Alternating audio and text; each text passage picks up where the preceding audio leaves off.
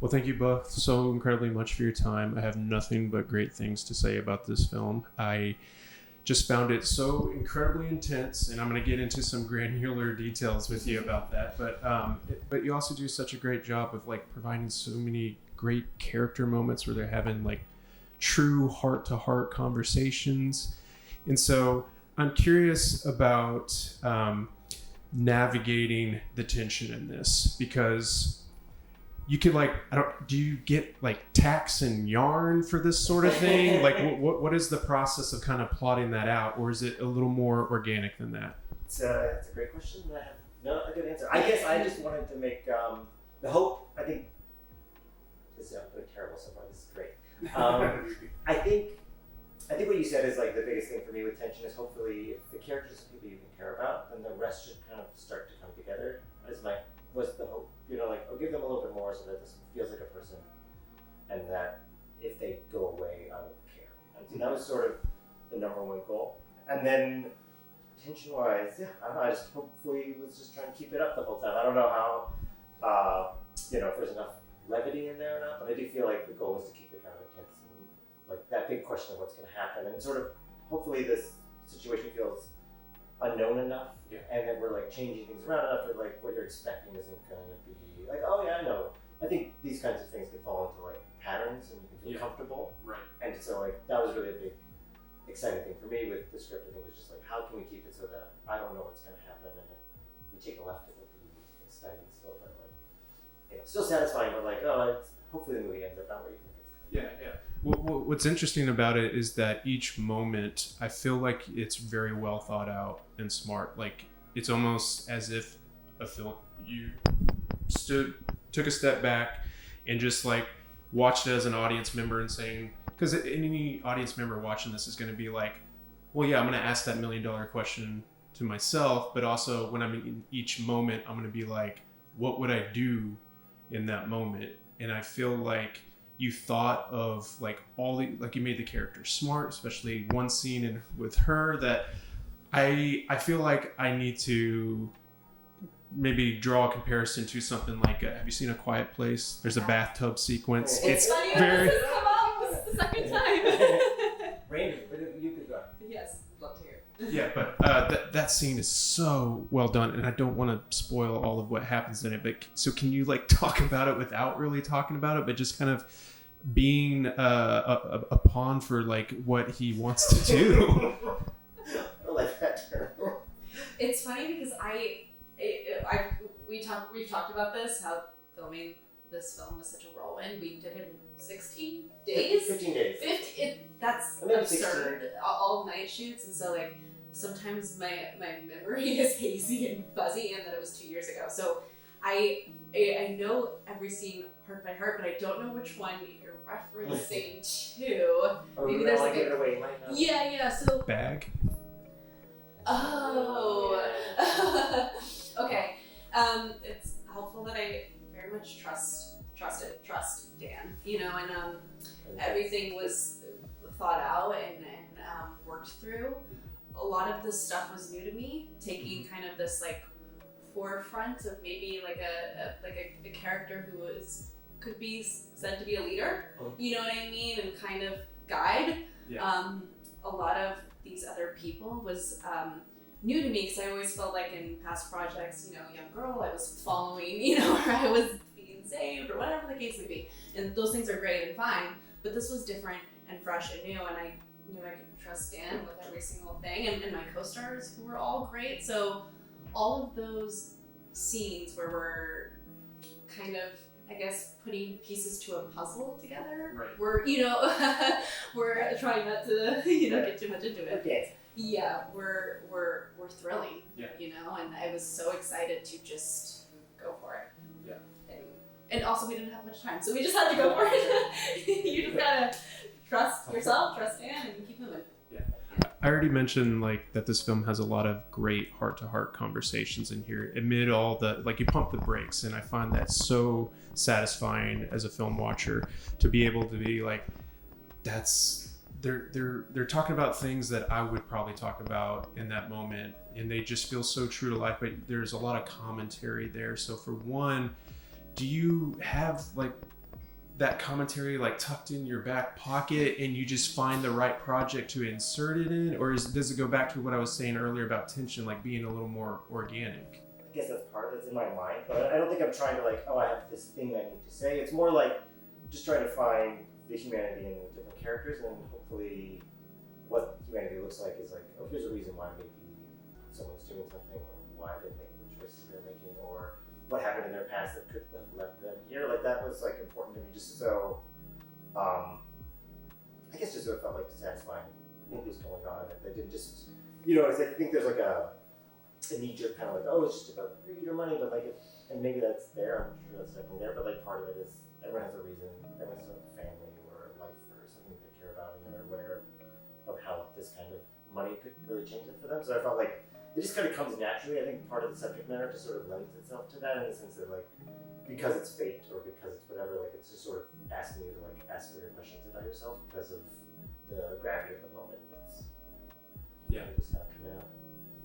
And when it comes to those moments, was there any sort of like nugget of wisdom there that you took to, where you're like, maybe having a conversation, you had a conversation with Angus or any of the other cast members where you're like, that's really, now we're talking about it? Sure. I think let me say, it's definitely present in every scene, and in between all of us actors is something that we're talking about in between takes or moments, and also the parts where we're in between takes and moments and we're just talking about our day-to-day lives, you know, is really informative about these things, and how like it's a fun question to ask ourselves and to put ourselves in this place, and you know, we're very much simulating this fake experience that you're tricking your body into believing is real. You know, there's some really intense scenes in there that I participate in, and your body thinks it's going through something that your brain knows that it's not. And so all of that lends itself to, you know, the atmosphere and the conversations that we're all having, you know, on a day-to-day basis. And also, you know, just having your own feelings and perspective and the thoughts and opinions you maybe have about, you know, wealth or wealthy people, or, you know, or the lack thereof. All these things I think we all have naturally, and you bring them with you every day. So of course you bring them to set, and that comes through.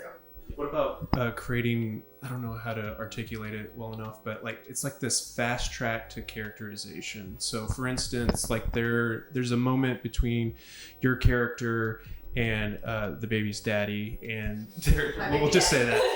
That's what I'm saying. But like it's right when things are about to pick up in intensity, and like he just says, like, just breathe. And it's like this very sweet, small moment, but it just says a lot about the characters and their relationship with each other. So, because we're kind of just dropped into this scenario along for the ride. There's not a lot of, you know, there's not narration. There's nothing to, it's just kind of like we're going with the flow. And so did you have, like maybe any moments that you created between the character who plays the baby's daddy or anybody else in the film that just says like, we don't have enough time to do this, but we can say this small little amount and it'll illustrate the relationship or the characters? There was like a longer version of the script, I would say that, and there was like moments that originally an earlier draft had like, okay, I showed a little more what everyone's take was like, and then at some point I decided, especially just from a shooting standpoint, we wouldn't be able to show that, so I was like, okay, we'll cut that out. And so there's a moment where you'll hear the freezer. This may be a good example, I think. But she says, like, she looks at a belly button and says, this was an innie yesterday. Originally, I written that to take place in the shower. Like, in the morning, we'd have a shower together, and like, that'd be something she would notice. But I felt like that was still like a fast track for me, like you're saying. Like, that was like who she was. She's realizing her body's changing. This is a new thing, and it was just an opportunity. I wanted to be sure, like, I love that line. I want to make its way into the thing no matter what. So it was just sort of, and it still felt like relevant, and you would still have that moment where you're like thinking about it. So it's like those opportunities. Not everything else had that kind of, oh, it was another scene that just took the line that I liked, but this is more. This is more. Generally, it was trying to like find a streamlined way to do that, but and again, because there's it is very like something's happening all the time. So if there was any place where that, I think in so much of it, hopefully, is just sort of explaining itself, so that it gives a moment for people, like, so they don't have to say what's going on. We understand the stakes pretty well, pretty quickly. So hopefully, anything that we're learning is more about the characters. was well done. There's one line I really took to, and it involves not following the same pattern as everyone else. So through the art that you work in as both filmmaker and actor, how do you deteriorate from the pattern that is set up through your art form?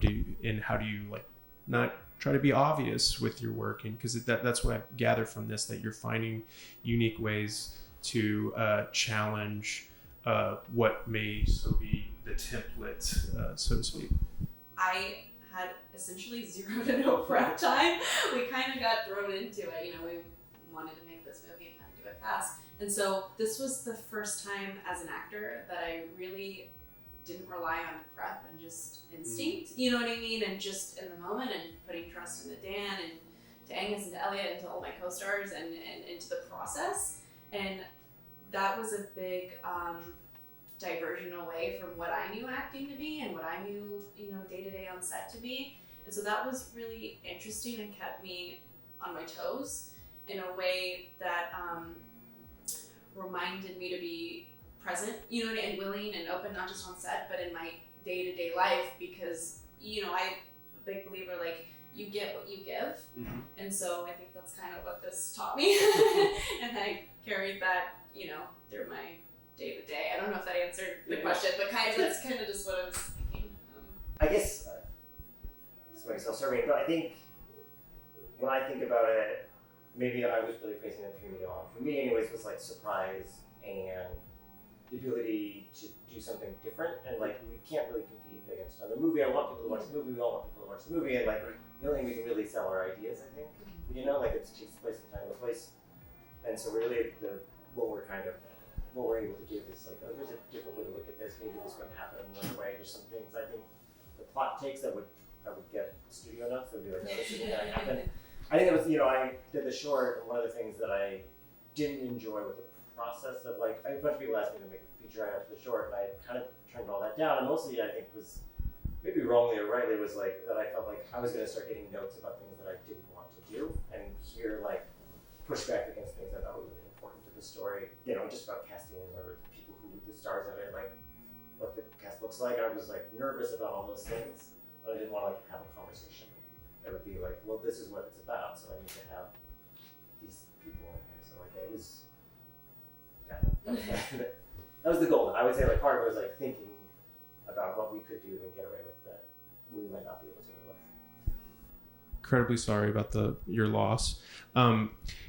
Angus's delivery in this film is really great with like specific lines, like the way that he managed to go from like 0 to 100, but like even his 100 is like kind of dialed down in this like chill way. And so like there's like certain lines that he says like, what are they gonna do? They're dead. Like it's just like that the way. So was there like much interaction between you and him about like how much thought needed to go into those lines, or did you just like go, man? No, I mean, there's definitely thought, and I would definitely say part of Angus is definitely Angus in a way, where like, in my job, I think the script matched his anyways, but like, he does have a slower pace than I have written the character, which is like, I think more from Motor Mouth, and so it's more like, I want to embrace what Angus is really amazing at, not like, all right, now say every line in this dialogue, it's more like, if there's something we can remove and give you a little more breath here or there to sort of just because he does so much with the space or with the look, like I was like, oh, you've already told me everything I need to know. You don't need to say that line,